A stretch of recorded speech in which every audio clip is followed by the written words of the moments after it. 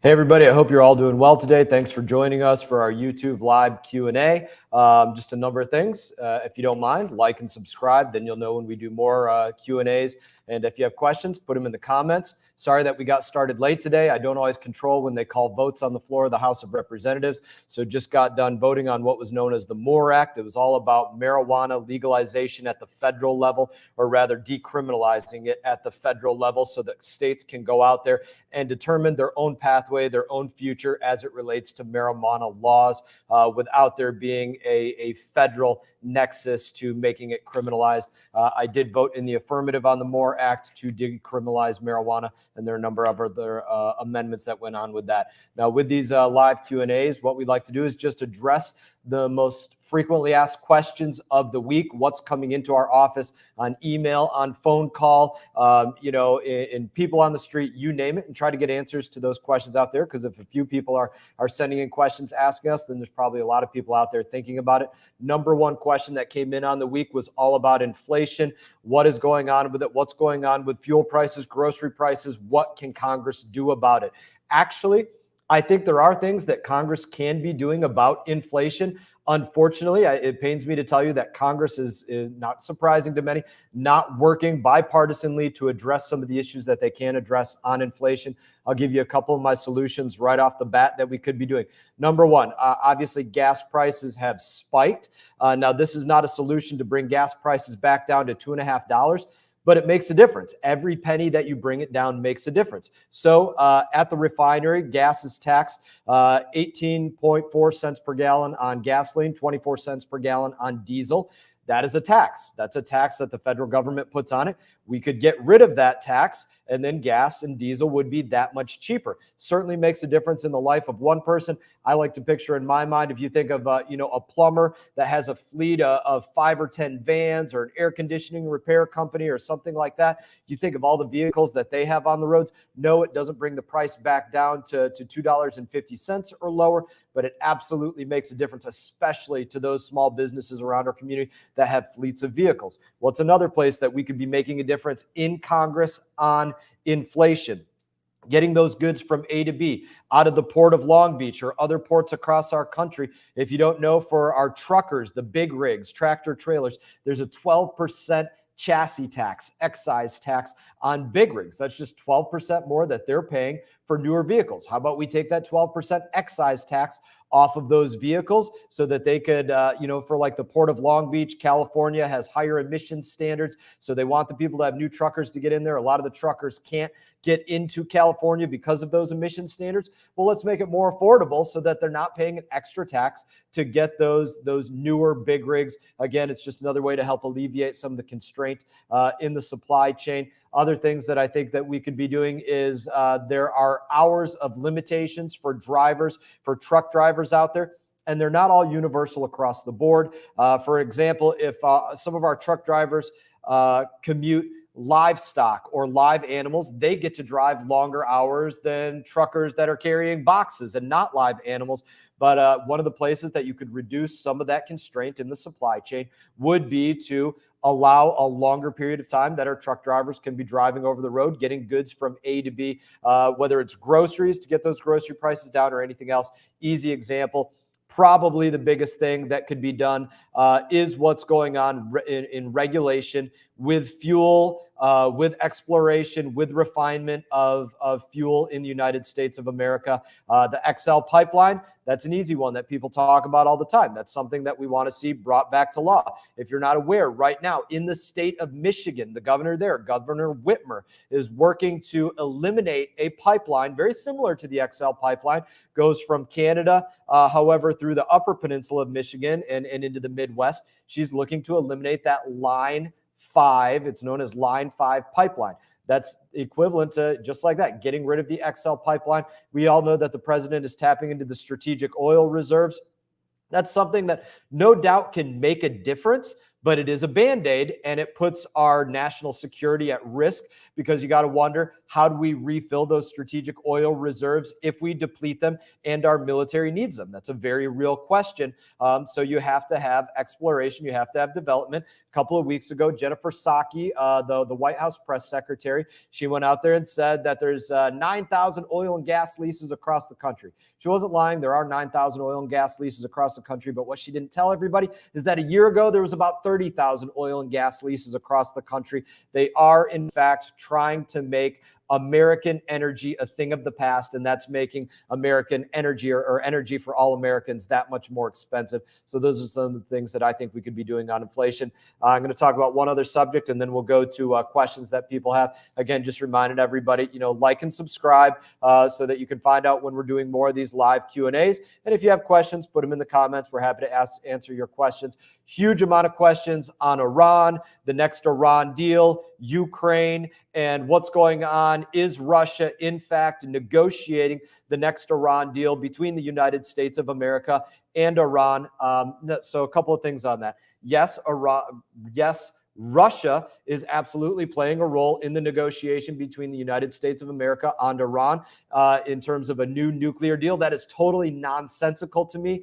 It doesn't make any sense to say we have this entity that we're supplying weapons to destroy, that we're sanctioning at extremely high levels, and that we're conducting cyber warfare against, but we're going to ask them to negotiate a deal with our perhaps the largest sworn enemy of the United States of America, Iran, a country that's probably easily accountable for half of the deaths that occurred in the war in Iraq. They were directly responsible for that. So yes, it doesn't make sense to have Russia negotiating that deal with us. I have a piece of legislation that I've been working on introducing to say this very specifically.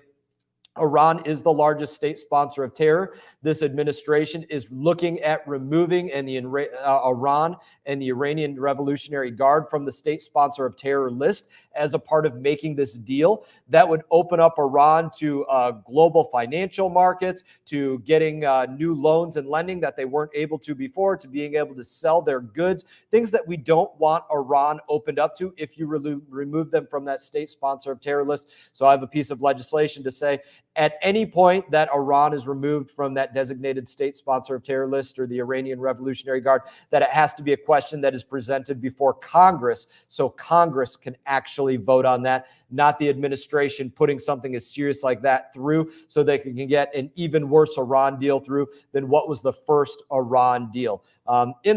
Again, like and subscribe. And if you have questions, I don't know if there's questions in the comments, I'm happy to answer those. But those are some of the things that we've had big on our plate in terms of questions this week as it relates to Ukraine. Last point I'll give you on this is Ukraine. We're proud, happy to see, elated to see what the Ukrainian people are doing. I mean, they have showed the world that they are incredible fighters. President Zelensky, my favorite quote, I've said it many times that I've heard out of President Zelensky, is this, him saying, listen, if the Russians are in the Ukraine, then they're in the Ukraine by themselves, because that means every last Ukrainian has fought to the death. That is incredible commitment. Couldn't be more proud of them. I wish President Ghani of Afghanistan would have had that kind of commitment to Afghanistan instead of tuck-tailing and running with hundreds of millions of dollars and becoming an expatriate of Afghanistan, moving somewhere else. Perhaps Afghanistan would have turned out a little bit differently. There's still a lot going on with the withdrawal from that. But if he would have actually stayed and led his people like we're seeing President Zelensky do. So people ask, am I supportive of a no-fly zone? What about sanctions on Ukraine? What about the weaponry that's being provided to Ukraine and other things? Let me answer those questions as your representative for myself. So one, I am supportive of a no-fly zone, but I would like to see that began by European nations, EU. Let them show that they're willing to fight harder than anybody for their backyard. So a no-fly zone, in my opinion, shouldn't start with American F-35s. It should start with Turkish jets and German jets and French jets and UK jets. Let them show that they're willing to fight for their backyard, and then ask us to stand alongside of them instead of standing in front of them. That's a no-fly zone. Number two, as it relates to supplying them whether it be former Soviet-era MiGs landing in Poland and letting their pilots take off with them, or other weapons like the Javelin missiles, surface-to-air platforms that they're using to knock helicopters and aircraft out of the sky. Nobody should be under the assumption that America is not providing those things.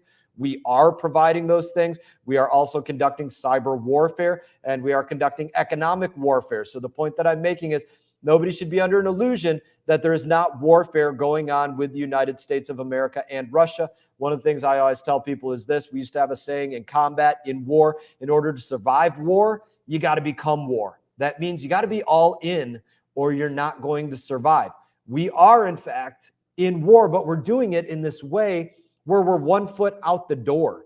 And that does not make America safer at all. Now, unfortunately, America and your leaders, your congressional leaders, the people that I work alongside, did not do a due diligence to this moment in terms of sitting down and all members of the Foreign Affairs Committee that I sit on, or all members of Congress, Republican, Democrat, you name it, sitting down and saying, hey, should we supply weapons to Ukraine? Should we not? Should we supply jets? Should we not? Should we conduct economic warfare? Should we not? I'm being completely serious when I tell you your Congress is derelict and has not sat down behind closed doors and had very real debate about these issues. And that pains me to my core as somebody that damn near gave their life for this country and is still willing to risk their life for this country. It's painful to hear that. So I have some other questions here. Latest on holding China, Wuhan lab accountable. That was a question that came in. So on that, one of the probably the best example of Congress actually getting together, deliberating behind closed doors and asking questions, and maybe the only example that I could point to in Congress truly doing this in my time in Congress was what was known as the China Commission. It was a Republican-led report. It was supposed to be done bipartisanly, but at the last minute, Speaker Pelosi pulled her people out of it and said she wasn't going to do it bipartisanly. And so you had this China Commission report come out and made a number of suggestions about the origin of COVID-19, where it came from, the Wuhan laboratories, and very specific ways of holding China accountable. Those things, none of those things are being moved whatsoever right now. Should we be looking at holding China accountable? 100% yes. On that, on their expansion into the South China Sea, onto their intellectual property theft that they conduct to American companies and every other company, on their expansion of their military, on their buying up of ports in places like the Bahamas, Haiti, Cuba, Venezuela, areas right off of our shore. Again, pains me to tell you all that your government is derelict in members of Congress sitting behind closed doors and saying, hey, what should we do about that China thing? And them expanding their Navy, their carrier battle groups, so that they can traverse a military across the Atlantic or across the Pacific, and then buying up ports right in our backyard. Your Congress is derelict in having very serious debate about those issues. And that is a major breach of our national security. So that's not happening. What we should be doing, hold China accountable for their role in creating the coronavirus, in leveraging against the World Health Organization and making them remain quiet, in silencing reporters, and some of them that are missing to this day. These are all things that we need to hold China accountable for. Unfortunately, right now, can I tell you that as a member of the Foreign Affairs Committee, the majority is right now working on that at all? They are not. Are they working on bringing a bill like that to the floor of the House of Representatives to do anything like that? No, they are not. There was a bill about Chinese competitiveness that, unfortunately, it did not truly meet making America more competitive with China. One of the things, I'll give you one positive on this, one of the things that is being taken seriously as it relates to competing with China, where America has fallen woefully behind, and not just China, but other places, is the production of semiconductors.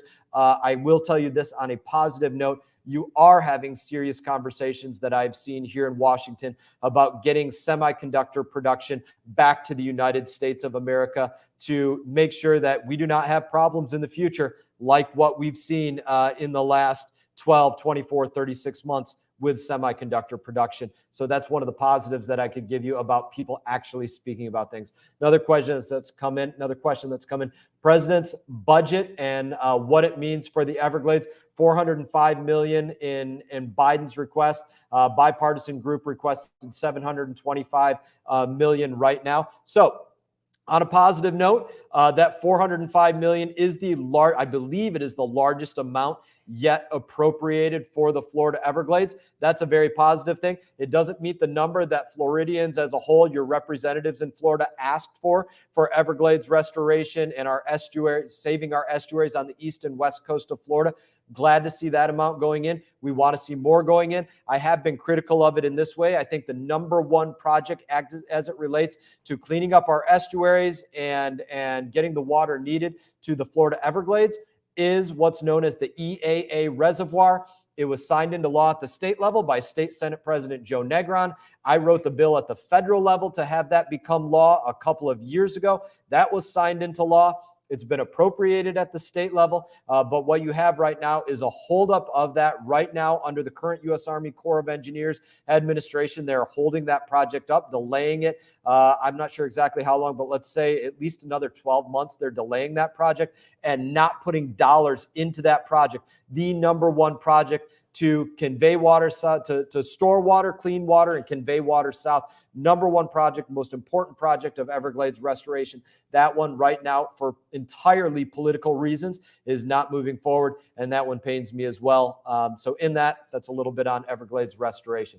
Do we have other questions? All right. So I'm told I've hit the most commonly asked questions that have been coming into our office throughout the week, people that have been writing emails and letters and phone calls to our office. Please continue to write emails, letters, and phone calls to our office, and we will continue to get back to you and answer those. I see another question up here that just came in. Is it true that Biden wants to divert health care from veterans to attend to the illegal immigrants at our southern border? So on that specific front, whether it's that he wants to literally divert healthcare from veterans, I don't know that would be an accurate way to describe it. Is there a very real effort to take your tax dollars and use those tax dollars that come out of your pocket when you go to work and then use it to pay for the healthcare of people that have crossed into our country illegally? 100% yes. It's not just paying for their health care, though, but it's also paying to commute them around the country, to put them up into hotel rooms, to deal with a host of other things, give them meals, housing, lodging. There were bills that came through Congress several times to ask that you, the taxpayer, pay for every single bit of their legal fees as associated with them coming into our country illegally and seeking asylum, that you pay for their legal fees as well. We obviously saw it earlier in the year when there was a conversation about giving a lawsuit to families of the separated, that they would get millions of dollars. So there are very real, nonsensical, un-American ideas that are coming forward as it relates to illegal immigrants and just this across the board, not securing our southern border. This was something that President Trump did incredibly well, and it was a day one policy that was canceled by the Biden administration to cancel the Remain in Mexico policy that President Trump negotiated in a very strong way, had a very specific conversation with him about this one-on-one, told me the story directly, that he told Mexico, listen, you're going to keep these people that you're letting traverse through your country on your side of the border until any case with them is adjudicated. They said no. And he said, listen, if you're not going to do that, then what I'm going to do is I'm going to put a 10% tariff on all of the goods coming in from Mexico into the United States of America. And then if you don't comply with that, then next week I'm going to raise it another 10%. And the week after that, I'm going to raise it another 10%. And the week after that, I'm going to raise it another 10% until you keep the people that you're letting traverse through your country and cross into America illegally on your side of the border. And he said a few hours later, they called back and they said, you know what? Okay, we'll keep the people on our side of the border. That's how that deal was negotiated by President Trump. And it was canceled by President Biden. Unfortunately, it was one of the best immigration policies that we've seen. We need to see that policy be back in place. Courts have worked on that part of it as well. So are there any questions I need to ask? So again, if you want to be notified of the next Q&A, we're going to try to do these very frequently. It's just, I think, another good way to get people answers to their questions, which is what we try to do, again, over the phone, over email, over handwritten letters. We try to do that constantly. So if you want to be alerted of how to get answers to these questions on live Q&As like this, like and subscribe, and you will be alerted to these things. Last point that I'll make to everybody is this. Your work out of this congressional office, hands down, the number one thing that we do is be your personal go-between between you and the federal government. So whether it's you as an individual or your parents or your children or your company or the company that you work for, your small business, if you need help with some federal agency, like you can't get through to the IRS and you've tried calling them 2 or 3 times, call our office and we will get them on the line for you and get you on the line at the exact same time so that you can actually talk to them instead of going to bed frustrated that you sat on hold for another however many hours with the IRS. If you have a family member that needs help with the VA, let us know. We'll help them with the VA if they're not getting the assistance that they need. If you need help with getting a passport or with the Small Business Administration, that's one of the most frequent ones that we do, is connecting our small businesses with the Small Business Administration because they can't get somebody on the line. Let us know. Whatever it is, there's not an issue that's too small. If you need help with the federal government in some kind of way and you can't get through to an agency or they're not getting you the answers that you need, or but whatever it is, let us know and we will be your go-between. I don't care if you're a Republican, a Democrat, a non-voter, an independent, whatever. It doesn't matter. We don't ask political questions like that. We're here to help you as your representative office. It's the number one thing that we do. My staff's holding up the phone number for me. It is 772-336-2877 for one of our offices. You can call Washington, D.C. You can call our West Palm Beach office or our North Palm Beach office. You can call our Port St. Lucie office. You can call our Stewart office. You can call any of our offices. Doesn't matter. We will all help you in the exact same way to help deal with your issues, number one. So again, please, you have an issue, nothing too small. Give us a chance to help you on that, and we will do everything that we can to help you on that. As always, it is an honor to represent you here in the House of Representatives, an honor to be your member of Congress. I always look forward to seeing you all back around home, seeing you in the stores, on the streets, at the, wherever it is, the functions, the barbecues around town, things like that. Look forward to seeing you all around town this weekend. You all take care. Wish you all the best.